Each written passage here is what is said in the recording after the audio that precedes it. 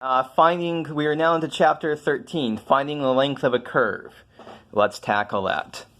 So our curve is r of t, t squared minus 1, 3t squared minus 2, t squared plus 1. And we want the arc length between t from 1 to t from t is equal to 2. So we know that's just going to be, we integrate the magnitude of the speed. So to find the magnitude of the speed, well, first we have to find the speed. R prime of t is 2t, 6t, and 2t. So the magnitude there is square root of 2t squared plus 6t squared plus 2t squared, 4t squared plus 36t squared plus 4t squared. So square root of 44t squared, and that's going to be 2t times square root 11. I know that I took the square root of t squared and got t. I'm allowed to do that because t is going between 1 and 2, so t is positive here. So what are we doing here? The integral from 1 to 2 of 2 square root 11 times t dt. Easy enough integral to do. 2 square root 11 t squared over 2. Evaluate that, I should say, between t is 1 and 2. Cancel, cancel. What do we end up with? Square root 11 times 4 minus 1 is 3 square root 11. Okay, straightforward enough problem. Finding arc length is just finding arc length is just evaluating. Finding arc length is just integrating the speed between two particular t values. Also find a unit vector tangent to the curve when t is 2. So when t is 2, so r prime of 2 is 2 times 2, 6 times 2, and 2 times 2. So a vector, so the derivative gives you a vector that is tangent to the curve. So our curve, let me just draw a picture here quickly.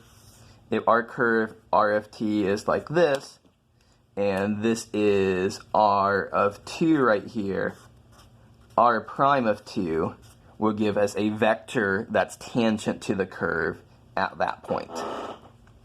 So 4, 12, 4, that's a vector tangent to the curve.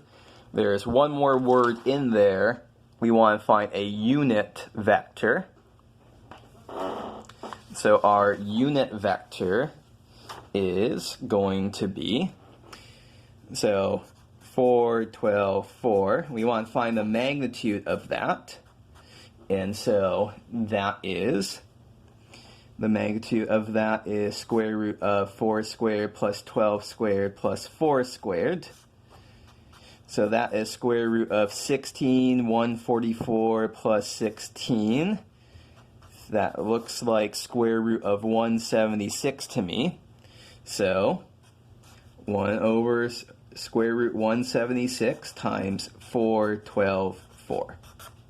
That can surely be simplified, but that is an answer. That is a unit vector that is tangent to the curve at time t is equal to 2.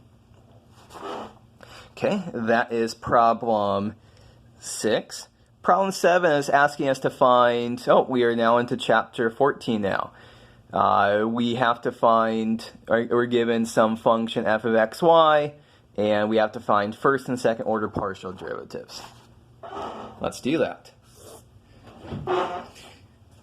So f of x, y is x squared times y plus 1 plus y squared e to the 2x. So the x partial derivative is So derivative x squared is 2x. We treat y like a constant. Plus the derivative of e to the 2x is 2e to the 2x. And we treat y as a constant. Okay, let's take the derivative with respect to y here. X squared is a constant with respect to y. The derivative of y plus 1 is 1. Plus the derivative of y squared is 2y. And then e to the 2x is a constant with respect to x. Sorry, it's constant with respect to y. So that gives us our x and y first order partial derivatives. Now to find the second order partial derivatives, so f(x)(x) here, let's take the x derivative of f sub x here. So the derivative of 2x is 2. That y plus 1 still hangs around as a constant. The derivative of e to the 2x is 2. That 2y squared sticks around, so 4y squared e to the 2x. Fyy, take a y derivative of this. X squared, there's no y's here, so that's going to be 0 plus 2e to the 2x. And now let's do a mixed partial derivative, fxy. So we take the y derivative of fx. The y derivative of fx is going to be 2x. So constant, the y derivative of y plus 1 is 1. Plus the derivative of 2y squared is 4y. That e to the 2x stays put because we're taking a y derivative. And do fyx, we take the x derivative of fy. So that gives us 2x plus 4y e to the 2x. And take a look. fxy and fyx, those are equal. And Clairaut's theorem tells us that as long as everything is nice, and most of the things we're going to be working with in this class are going to be nice, that those two are going to be equal.